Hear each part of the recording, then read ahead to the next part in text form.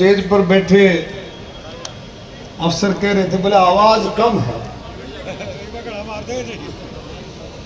मगर भाई आवाज जब आएगी, जब इस मंत्रालय का कुछ न कुछ लाभ हमारे आदमियों को मिलेगा, जब पूरी आवाज आएगी, नहीं तो आवाज इसी आओगी।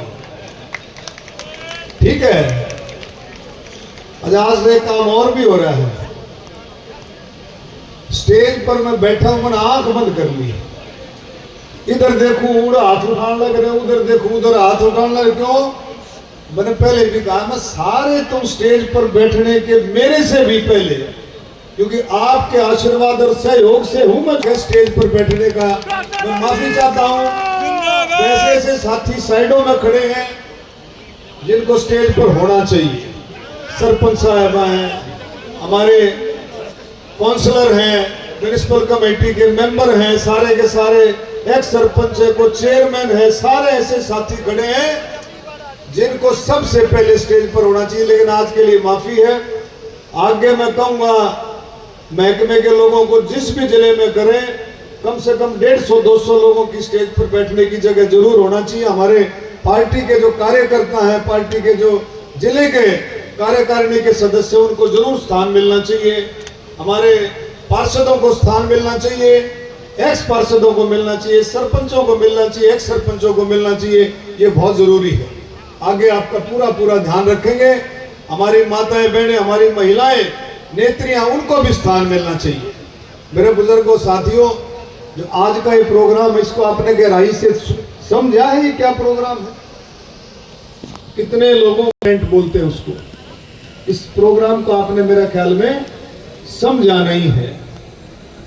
इधर वाले साथी तो सिर्फ एक बात के लिए, मैं जो समझता हूं कि भी प्रोग्राम खत्म हो और डॉक्टर से मिले जाए। अरे इसको समझो, इस प्रोग्राम को मैंने बताया। एक स्कीम को आपको स्टॉल बताएंगे कि क्या क्या स्कीम है हर एक डिपार्टमेंट के, शुगर फैट के, डेयरी फैट के, हर एक के आपको हैफेड के सभी स्कीमें यहाँ पर लगी हुई हैं। ऑफिसर्स बैठे हुए हैं।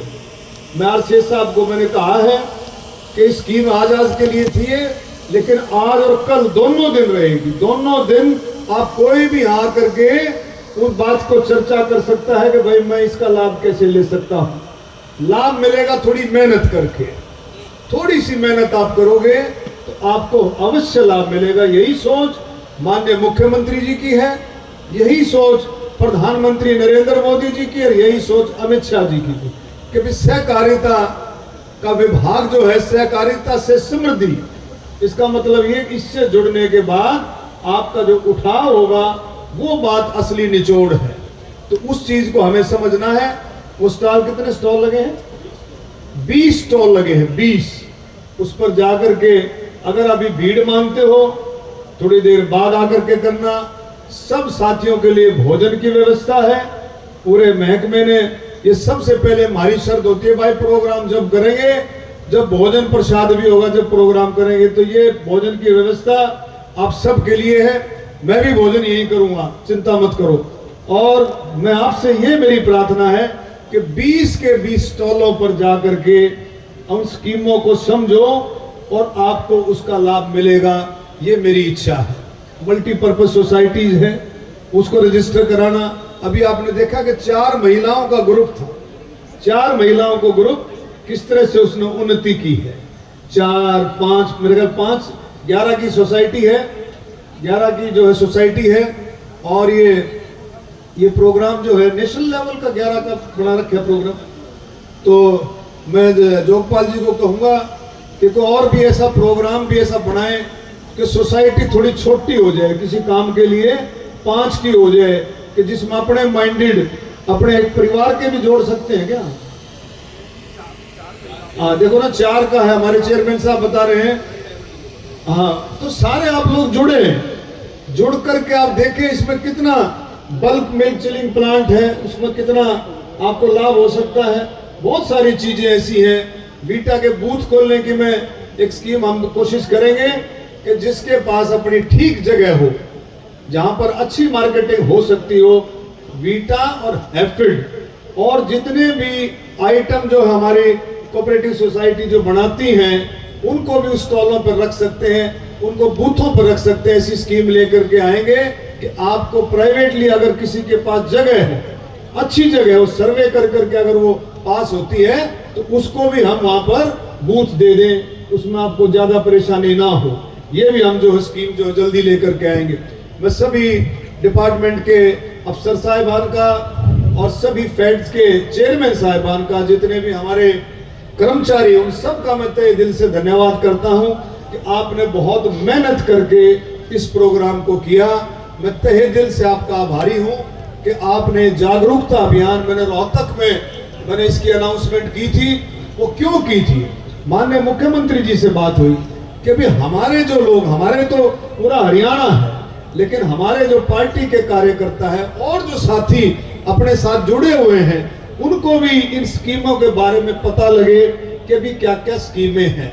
मेरे ख्याल में बहुत सारे साथियों को, यहाँ भी राइट भी, लेफ्ट भी, आगे भी बहुत सारे साथियों को मेरा ख्याल में स्कीमों के बारे में पता ही नहीं है कि किस तरह से कितनी स्कीमें ये डिपार्टमेंट सहकारिता विभाग देता है। उन स्कीमों की अगर हम जानकारी रखें तो आपको अवश्य उसका लाभ मिलेगा।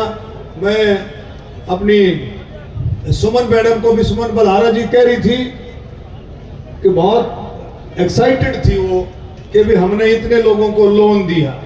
ये बहुत अच्छी बात है कि भी जो साथी मिलकर के काम करना चाहता है उसको लोन मिले, लेकिन हमने एक और माइंडसेट बदलना पड़ेगा। आप देखें, आप कर्नाटका में देखें, महाराष्ट्र में देखें, गुजरात में देखें, जो सहकारिता, जो कोऑपरेटिव सोसाइटीज हैं, वो लाभ की तरफ बढ़ती हैं और इस तरह से बढ़ती है मेहनत करके। वो मेहनत करके जो एक बार जो लोन लिया है उस लोन को उतारती हैं, फिर डबल ट्रिपल करके और लोन लेती है और फिर उसको उतारती हैं। तो मैं ये कहूंगा कि हमारे सब साथियों का ये माइंडसेट जरूर होना चाहिए कि हम जो पैसा लेंगे उसको मेहनत करके उसको उतारेंगे। उसमें बहुत सारी सब्सिडी है, कम इंटरेस्ट